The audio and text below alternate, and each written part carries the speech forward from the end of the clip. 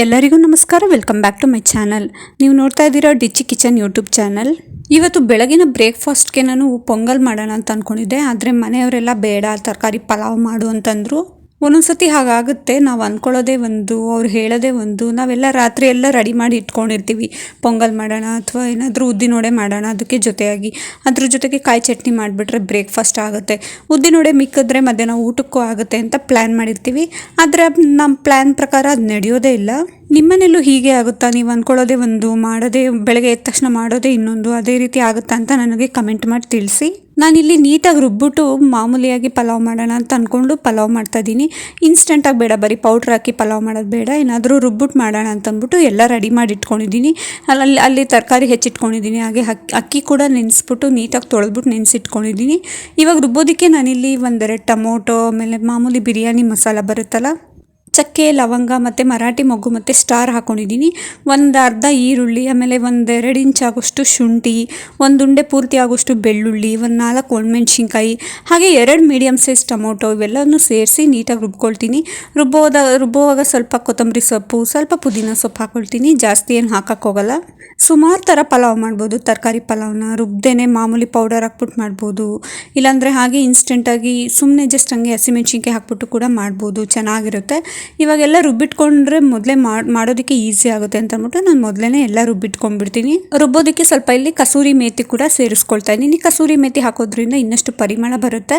ಹಾಗಾಗಿ ಕಸೂರಿ ಮೇಥಿನೂ ಹಾಕ್ಕೊಂಡು ನೀಟಾಗಿ ನೈಸಾಗಿ ಪೇಸ್ಟ್ ಮಾಡಿ ಇಟ್ಕೊಂಡ್ಬಿಡ್ತೀನಿ. ಈ ರೀತಿ ಏನೇನು ಬೇಕು ಎಲ್ಲ ತೆಗೆದಿಟ್ಕೊಂಡ್ಬಿಟ್ರೆ ಮೊದಲೇ ಮಾಡೋದಕ್ಕೂ ಸುಲಭ ಆಗುತ್ತೆ. ಅಕಸ್ಮಾತ್ ಏನಾದ್ರು ಒಂದು ಮರ್ತೋಗಿದೆ ಅಥವಾ ಏನಾದರೂ ಒಂದು ಹಾಕಿಲ್ಲ ಅನ್ನೋದು ಪ್ರಾಬ್ಲಮ್ ಬರೋದೇ ಇಲ್ಲ. ಮಾಡೋದಕ್ಕೆ ತುಂಬಾ ಸುಲಭ ಆಗುತ್ತೆ.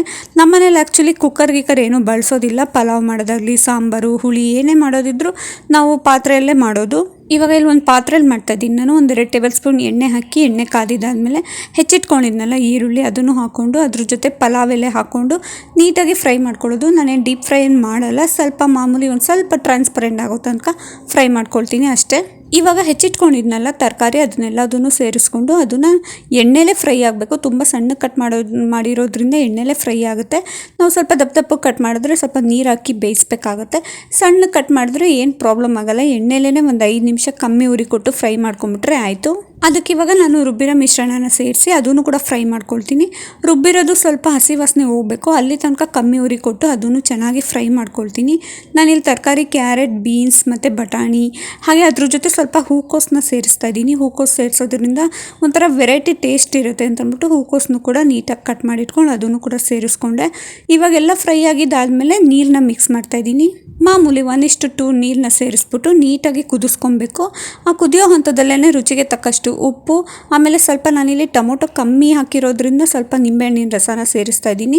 ನಿಂಬೆಹಣ್ಣಿನ ರಸ ಸೇರಿಸ್ಬಿಟ್ಟು ಅದಾದಮೇಲೆ ಕೊನೆಯಲ್ಲಿ ನೀಟಾಗಿ ಮಿಕ್ಸ್ ಮಾಡಿಬಿಟ್ಟು ಇದನ್ನು ಒಂದು 3-4 ನಿಮಿಷ ಚೆನ್ನಾಗಿ ಕುದಿಸ್ಕೊಬೇಕು. ನೀರೆಲ್ಲ ಚೆನ್ನಾಗಿ ಕುದ್ರೆ ಏನಾಗುತ್ತೆ, ಹಸಿ ವಾಸನೆ ಎಲ್ಲ ಹೋಗುತ್ತೆ. ಆಮೇಲೆ ತರಕಾರಿನೂ ಚೆನ್ನಾಗಿ ಇನ್ನಷ್ಟು ಫ್ರೈ ಆಗಿರುತ್ತೆ. ಆಮೇಲೆ ಇನ್ನಷ್ಟು ಉಪ್ಪು, ಹುಳಿ, ಖಾರ ಎಲ್ಲ ಹಿಡಿದಿರುತ್ತೆ ನೀರಿಗೆ. ಹಾಗಾಗಿ ಇವಾಗ ನೀರು ಕುದ್ದಿದ್ದಾದಮೇಲೆ ನಾನು ಅಕ್ಕಿನ ತೊಳೆದಿಟ್ಕೊಂಡಿದ್ನಲ್ಲ ಅದನ್ನು ಕೂಡ ಮಿಕ್ಸ್ ಮಾಡ್ತಾ ಇದ್ದೀನಿ. ಇವಾಗ ಅದು ಹಾಕಿದಾದ್ಮೇಲೆ ಚೆನ್ನಾಗಿ ಕಲಿಸ್ಬೇಕು. ಅದನ್ನು ಕೂಡ ಪಲಾವ್ ಸ್ವಲ್ಪ ಉದ್ರುದ್ರಾಗಿ ಬರಲಿ ಅಂತ ಅಂದ್ಬಿಟ್ಟು ತುಪ್ಪನ ಆ್ಯಡ್ ಮಾಡ್ತಾ ಇದ್ದೀನಿ. ತುಪ್ಪ ಆ್ಯಕ್ಚುಲಿ ಉದ್ರುದ್ರಾಗಿ ಬರುತ್ತೆ, ಜೊತೆಗೆ ಟೇಸ್ಟಿಯಾಗಿರುತ್ತೆ, ಪರಿಮಳ ಬರುತ್ತೆ ಅಂತಂದ್ಬಿಟ್ಟು ತುಪ್ಪ ಹಾಕೋದು. ತುಪ್ಪ ಹಾಕಿದಾದ್ಮೇಲೆ ಕಮ್ಮಿ ಉರಿ ಕೊಟ್ಬಿಟ್ಟು ಒಂದು 5 ನಿಮಿಷ ಚೆನ್ನಾಗಿ ಬೇಯಿಸ್ಕೋಬೇಕಿನ್ನ. ಬೇಯೋ ಹಂತದಲ್ಲಿ ಮಾಮೂಲಿ ಸ್ವಲ್ಪ ತಿರುಗಿಸಿ ಮರಗಿಸಿ ಹಾಕೊಳ್ಳೋದು ಅಷ್ಟೇ. ನಾನು ತಿರುಗಿಸಿ ಮರಗಿಸಿ ಹಾಕೋದನ್ನೆಲ್ಲ ವಿಡಿಯೋ ಎಡಿಟ್ ಮಾಡಿದ್ದೀನಿ.